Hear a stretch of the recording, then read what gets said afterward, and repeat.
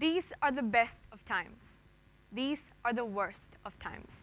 This is an age of wisdom. This is an age of foolishness. This is an epoch of belief. This is an epoch of incredulity. This is the season of light. This is the season of darkness. This is the spring of hope. This is the winter of despair. We have everything for us. We have nothing for us. What Charles Dickens said in his A Tale of Two Cities is becoming more and more relevant by the day. Clearly, there are two worlds living on this planet. I'm Surabhi Nagar from ISS International School, and today I'm going to be talking about slumdogs and millionaires. We live in an age of staggering economic inequality. It's unlike anything we've ever seen before. The rich are getting richer while the poor are getting poorer, and the difference between the two is sky high. Let us start by looking at some data.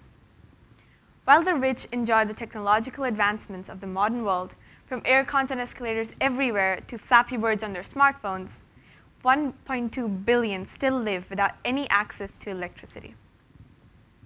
While the rich have access to much more than enough food, 8 million suffer from chronic hunger every day, and 2.6 million kids die each year because of not having adequate nutrition. The modern world generates a wealth of around $240 trillion, and yet the richest 1% owns around half of it. 1% of the population owns the same amount of wealth as the rest 6.93 billion people. The 3 richest people in the world own more financial assets than the 48 poorest nations combined. We live in a system where these different economic classes exist closely together in the same environment. In many places around the world, it's a common sight to see these contrasting lifestyles simultaneously. For example, Mumbai, the financial capital of India, is home to the world's most expensive house, the Antilla. Owned by an Indian businessman, the Antilla includes ballrooms, theaters, swimming pools, helicopter pads, and is run by a staff of 600 servants. In all, it is 27 stories of exquisiteness and luxury. And now, if you drive just for a little bit in Mumbai itself, you'll come upon Dharavi, one of the world's largest slums. Over 1 million people live here in small, crowded places. It affords 1 toilet per 1,440 residents. The lanes are piled with trash and lined with open, reeking sewers. And for some families, generations have stayed here and yet have not been able to unshackle themselves from grave poverty. And such scenarios can be seen everywhere around the world. We cannot plainly say that it's a phenomenon of poor countries only. Economists use various methods to measure and quantify the economic inequality. One of the more popular ones is the Gini index. A Gini index of 0 represents complete equality, while a Gini index of 1 represents complete inequality. As you can see here, Scandinavia is doing quite well, while South American countries aren't doing that great, but clearly inequality exists everywhere. Also, inequality has been steadily rising. In fact, there's much more inequality in South Africa today than there was during the time of the apartheid, which was when people were literally separated by their class and color. So there are many rich people in the world, and there are many poor people in the world. But why should you care? How does it affect you? What comes along with income inequality? You might not realize it, but inequality negatively affects us all. It is negatively related to a country's economic growth. With high levels of inequality, we cannot have economic prosperity. Data suggests if inequality hadn't risen in the UK in the last 10 years, its GDP growth would have been 10% higher. In fact, accelerating disparity could trigger a recession, and that would be a problem for all of us.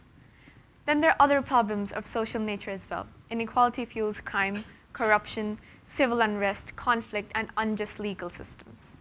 A glaring example of this is Somalia.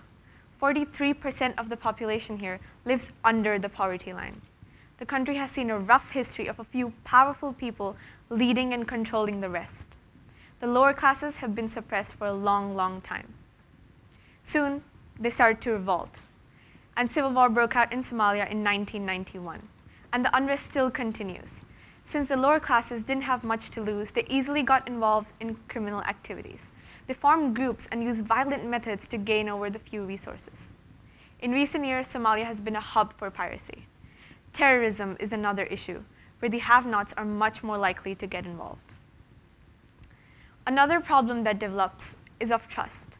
In an unequal society, people do not have the same sense of security and trust. The rich have an upper hand and control much of the lower classes. And since they contribute to a large amount of tax revenues, their demands are looked after first. This gives way to corruption and degeneration of society. An apt example of this would be the Rana Plaza incident 2 years ago. Rana Plaza was a commercial building in Dhaka, the capital of Bangladesh, that housed a few garment factories. On April 23, 2013, the local media aired a footage of the building showing the numerous cracks, and the building was evacuated immediately. Later that day, the owner of the factories, a powerful businessman and a politician, said in a statement that the building was absolutely safe and he ordered all the workers to return to work. They were all from the lower classes, uneducated and desperate for money. They had no choice but to return. Their priority was the odd $2 they made per day. The next day, the building collapsed, killing 1,130 people. It was the deadliest structural failure accident of the modern age. Then there are health issues as well, like drug abuse, mental illness, and lower life expectancies. And now, even though these problems might not seem so relevant in Singapore, they very much are in India, where I come from. And you might have similar experiences in your countries. I see signs of corruption and sickness everywhere I go, and I don't feel a strong sense of security. With economic inequality, we cannot have sustainable economic or social development. So what is causing these? Why are we not able to arrest the rise in inequalities? A few decades ago, 35% of the population of jobs required a post-high school education. Today, that number has increased to 65%. And even though our demands for skill have gone up, they have not been adequately matched by our education systems. A quality education today requires money, and those who can't afford it lose all opportunities. We have created a rigid poverty cycle which causes and increases inequality. And if this continues, soon the only way to be financially secure would be to be born in a rich household. Next is capitalism. Inequality is an inevitable and automatic byproduct of capitalism. So now that we know that inequalities exist, and they're bad, and they're inevitable, what can we do? We have to break this cycle, but how? Why not just redistribute all the wealth and live happily ever after? 240 billion was added to the world's 100 richest billionaires in the year 2012 alone.